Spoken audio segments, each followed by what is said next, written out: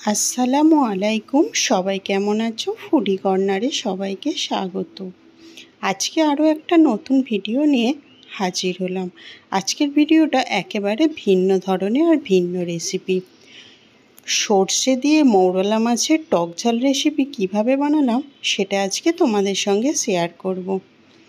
চলে যাব মূল ভিডিওতে। ভিডিওটা দেখার অনুরোধ রইল।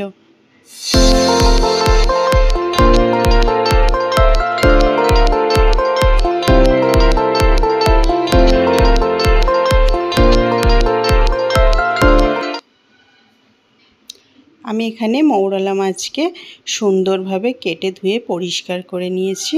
আর আমি যে কড়াতে আজকে মাছটা রান্না করব সেই কড়াতে আমি প্রথমে মাছটা ঢেলে নিলাম। আজকের তরকারিটা পুরো হাত ঘষে রান্না করা হবে। আলুটা দেখো কতটা সরু সরু করে কেটেছি। মাছ যতটা হবে তার অর্ধেক কিন্তু আলু নিতে হবে। আলুর পরিমাণ বেশি হয়ে গেলে তাহলে কিন্তু এই রেসিপিটা খেতে ভালো লাগবে না। সঙ্গে একটা বড় সাইজের টমেটোকে পাতলা করে করে কেটে এর মধ্যে দিয়ে দিলাম। আর দুটো বড় সাইজের বা মিডিয়াম সাইজের পেঁয়াজকে এইভাবে কেটে হাত দিয়ে ছাড়িয়ে ছাড়িয়ে দিয়ে দিলাম। সঙ্গে দিয়ে দিলাম দুটো শুকনো লঙ্কা। এখানে কিন্তু কাঁচা লঙ্কাও দেওয়া যেতে পারে। আর দিয়ে দিলাম রসুনকে ঠিক এইভাবে সরু সরু করে কেটে, আমি কিন্তু এখানে গ্রেট করিনি বা পেস্ট করিনি।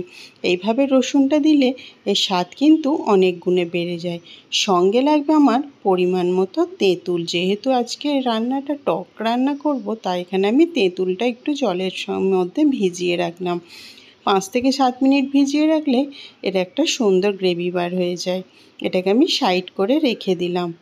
এবার দিয়ে দিলাম পরিমাণ মতো লবণ, পরিমাণ মতো হলুদ গুঁড়ো, আর দিয়ে দেব হাফ চামচের মতো লঙ্কা গুঁড়ো। সঙ্গে দিয়ে দিলাম ধনে গুঁড়ো। আর কিন্তু এই রেসিপিটা যেটা দিতেই লাগে সেটা হচ্ছে ভাজা জিরে গুঁড়ো। এটা কিন্তু অবশ্যই দিতে লাগে। দেখো আমি এখানে 1 চামচ, একটা বড় চা চামচের বড় চামচে দিয়ে দিলাম 1 চামচ সর্ষে বাটা, বা তোমরা কাসুন্দিও দিতে পারো। দিয়ে দিলাম পরিমাণ মতো সর্ষের তেল। সর্ষের তেল দিয়ে মৌরলা মাছের রেসিপিটা করলে খেতে কিন্তু অসাধারণ লাগে। আর এখানে একটু তেলের পরিমাণটা বেশিই দিতে লাগে। আর এই রেসিপিটা এখান পর্যন্ত যদি তোমাদের ভালো লেগে থাকে তাহলে কিন্তু অবশ্যই একটা লাইক দিও। 4 থেকে 5 মিনিট ধরে কিন্তু এটা হাত দিয়ে সুন্দরভাবে মিশিয়ে নিতে হবে বা মাখিয়ে নিতে হবে, যাতে সমস্ত মশলাগুলো প্রতিটা আলু বা মাছের সঙ্গে মিশে যায়। দেখো কালারটা কিন্তু মেশাতে মেশাতে চেঞ্জ হয়ে গেল। আর আমি এই পর্যায়ে এটা ঢাকনা দিয়ে রেখে দেব 10 মিনিটের মতো, যাতে মশলাগুলো ভালোভাবে মাছের গায়ে লেগে যায়। 10 মিনিট পর ফিরে আসলাম। 10 মিনিট পর কোনো কিছু হাত না দিয়েই আমি একটা বাটিতে 1 বাটি জল এর মধ্যে দিয়ে দিলাম। 1 বাটি জল দিয়েই কিন্তু রান্নাটা হয়ে যাবে। আর কোনো কিছু না করেই আমি গ্যাস অন করে বসিয়ে দিলাম কড়াটা বসিয়ে আমি এর মধ্যে দিয়ে দিলাম দুটো তেজপাতা।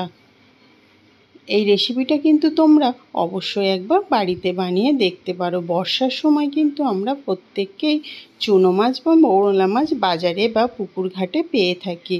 আর এই সময় এটা খেতে কিন্তু সবারই খুব ভালো লাগে। ঢাকনা দিয়ে রান্না করে দেবো মিনিট 5-7 মতো। দেখো 5 মিনিট পর খুললাম, কালারটাও পুরো চেঞ্জ হয়ে গেছে। আর কিন্তু রান্নাটাও অর্ধেকের মতো হয়ে গেছে। আলতো হাতে এটা নাড়িয়ে দিতে হবে, খুব জোরে নাড়া যাবে না, তাহলে কিন্তু মাছগুলো ভেঙে যেতে পারে। আর এই রান্নাটার জন্য আলু কিন্তু একেবারে আমরা যে ঝুরি আলু ভাজা খাই সেরকম সরু সরু করে কাটতে হবে। এই পর্যায়ে দিয়ে দিলাম ভিজিয়ে রাখা তেঁতুলের গ্রেভিটা। তেঁতুল দিয়ে এই টক রান্নাটা বা এই মাছ রান্নাটা তোমরা একবার অবশ্যই বানিয়ে দেখতে পারো। খেতে কিন্তু অসাধারণ লাগে। আর একবার বানালেই মনে হবে এটা বারবার বানাই। ঢাকনা দিয়ে আরও 2 মিনিট রেখে দেব। 2 মিনিট পর দেখো ঝোলটা খুব কমে গেছে আর রান্নাটাও কিন্তু পুরোপুরি কমপ্লিট হয়ে গেছে। এই পর্যায়ে আমি তেজপাতা দুটো হাত দিয়ে তুলে নিলাম। তোমরা কিন্তু এই রেসিপিটা কেমন লাগলো অবশ্যই আমাকে কমেন্ট বক্সে জানিও। আর এরকম নতুন নতুন যদি তোমরা ভিডিও পেতে চাও তাহলে কিন্তু আমার চ্যানেলটিকে তোমাদের সাবস্ক্রাইব করে নিতে হবে। আর তোমরা যদি আমার চ্যানেলে আজকে প্রথম হও তাহলে কিন্তু অবশ্যই সাবস্ক্রাইব করার অনুরোধ রইল। এরকম মাছ রান্না যদি একটা সুন্দর সাদা প্লেটে সার্ভ করে কারোর সামনে দেওয়া যায় আর সঙ্গে যদি একটু গরম ভাত থাকে তাহলে তো আর কথাই না। সবাই কিন্তু আঙুল চেটে পুচে তো এই মাছ রান্নাটা খেয়ে নেবে। আর এরকম মাছ রান্না কিন্তু বাচ্চাদেরও দেওয়া যেতে পারে, যেহেতু আমি এখানে ঝাল কম দিয়েছি। আর শুকনো লঙ্কার বদলে কিন্তু এখানে কাঁচা লঙ্কাটাও দেওয়া যেতে পারে। এই ভিডিওটা এখান পর্যন্ত কেমন লাগলো অবশ্যই বন্ধু জানিও। আল্লাহ হাফেজ।